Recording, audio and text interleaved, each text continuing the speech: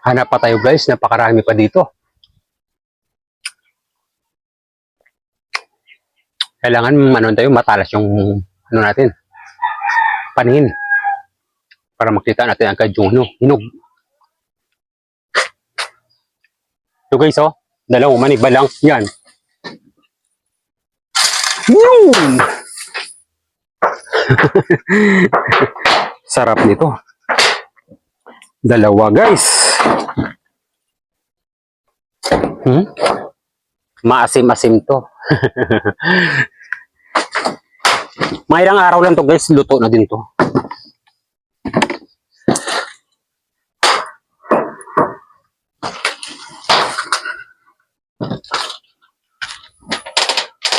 Ito, pwede na to, no? Malilaw na din. Yan. Uy, yan guys, nasagi siya. Dapat dinalawa ko na lang. Nahulog na naman guys.